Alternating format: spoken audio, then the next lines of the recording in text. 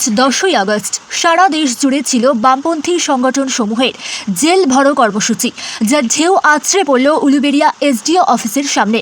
মূলত শ্রম কোড বাতিল, দ্রব্যমূল্য, ক্ষেত মজুরির সহায়ক মূল্য, বস্তি উচ্ছেদ বন্ধ ও বেকারদের কাজের দাবিতে বামপন্থী রাজনৈতিক দলগুলির শ্রমিক, কৃষক সহ বিভিন্ন শাখা সংগঠনের জেল ভরো আন্দোলন কর্মসূচি। প্রচুর কর্মী সমর্থকের সমাগম ছিল। একদল প্রতিনিধি এসডিওকে স্মারকলিপি দেন। এদিন কার্যত এসডিও অফিস অবরুদ্ধ হয়ে যায়, তাই প্রশাসন কাউকে পুলিশ ভ্যানে তুলতে পারেনি। স্পটেই গ্রেফতার ও তৎক্ষণাৎ ছেড়ে দেওয়ার কথা ঘোষণা করেন।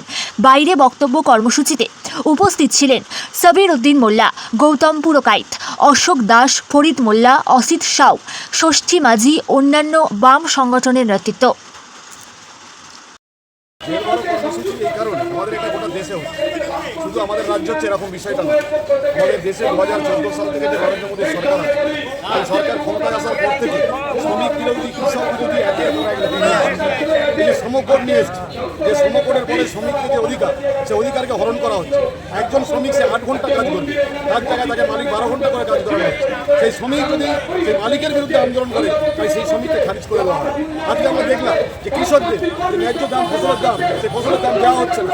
এবং এটা শুধু না, গোটা আমাদের দেশে যেই থেকে ক্ষমতায় এসেছে, শ্রমিক বিরোধী, কৃষক বিরোধী যেমন কর্মসংস্থানের যে ব্যবস্থা এই সরকার করেনি। এবং একের পর এক আমরা দেখছি আমাদের দেশটাকে তারা ভাগ করার চেষ্টা করছে, ধর্মের ভিত্তিতে ভাগ করার চেষ্টা করছে এই নরেন্দ্র মোদী সরকার। এবং আমরা বারবার বলার পরেও আমরা দেখেছি যে আমরা এরকম ধর্মঘট করেছিলাম, সাধারণ ধর্মঘট পর্যন্ত করেছি। কয়েকদিন আগে আপনারা দেখলেন যে শিক্ষানীতি, যে নিটে দুর্নীতির বলে শিক্ষামন্ত্রী তাকে পদত্যাগ করতে হবে। এটা ভারতবর্ষের ইতিহাসে প্রথম যে কেন্দ্রের শিক্ষামন্ত্রী তাকে পদত্যাগ করতে হয়েছে। এবং এই আন্দোলন এখনও চলছে যন্ত্র মন্ত্রে। এই যে E20 নিয়ে আসছে, যে E20-র মাধ্যমে আজকে পেট্রোলের সঙ্গে 20% করে মেশানো হচ্ছে, যার ফলে যে পেট্রোল গাড়ি, যে গাড়ির সার্ভিস যেমন করবে, তার সঙ্গে সঙ্গে গাড়িটার ক্ষতি হচ্ছে। এবং মূল্যবৃদ্ধি, গ্যাসের দাম বাড়ছে, পেট্রোলের ডিজেলের দাম বাড়ছে, প্রতিটা জিনিসের দাম লাফিয়ে লাফিয়ে বাড়ছে এই সরকারের আমলে।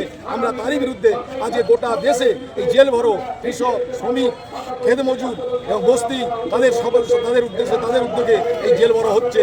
আমরা এই আন্দোলন শুধু আমাদের এখানে নয়, গোটা দেশে এই আন্দোলন আমরা চালিয়ে যাব যতক্ষণ না এই সরকার, এই জুমলাবাদ সরকার, তারা শ্রমিক কৃষক বিরোধী এই নীতি তারা বন্ধ করে। উলুবেড়িয়া স্টেশন থেকে আমরা এসডিও সাহেবের এখানে এসেছি এবং এখানে এসডিও সাহেবকে আমরা একটা স্মারকলিপি দিয়েছি, যে স্মারকলিপিটা ওনার মাধ্যমে রাষ্ট্রপতি।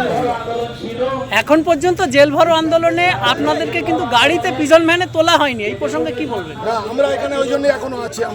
আমরা বলেছি এই জেল ভরো আন্দোলনে আমাদেরকে অ্যারেস্ট করা হোক, কতজনকে অ্যারেস্ট করতে পারে দেখা যাক। সরকার তো গুন্ডা দমন নিয়ে আইন এনেছিল অ্যারেস্ট করার জন্য, আমরা স্বেচ্ছায় অ্যারেস্ট হতে চাইছি, দেখা যাক কত অ্যারেস্ট করে।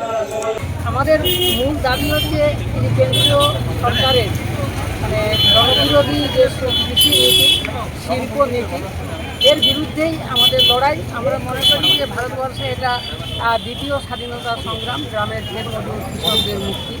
আমরা বহু আন্দোলনের মধ্য দিয়ে, আপনি হয়তো আপনার মনে আছে, আমাদের নেতা, বামফ্রন্টের নেতা, কৃষক আন্দোলনের নেতা হান্নান মোল্লার নেতৃত্বে আমরা যখন বাইরে থেকে কেন্দ্রীয় সরকারকে সমর্থন করেছিলাম, কংগ্রেস সরকারকে, তখন আমরা এই 100 দিনের কাজে আমরা সেখান থেকে পাশ করিয়েছিলাম।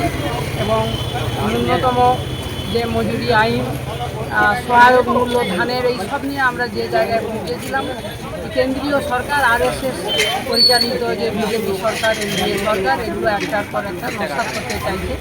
এর বিরুদ্ধেই আমাদের আন্দোলন। খাদ্যের নিরাপত্তা, 100 দিনের কাজ পুরাতন হয়ে গেছে, যদিও কেন্দ্রীয় সরকার 100 দিনের কাজ দিতে পারেনি।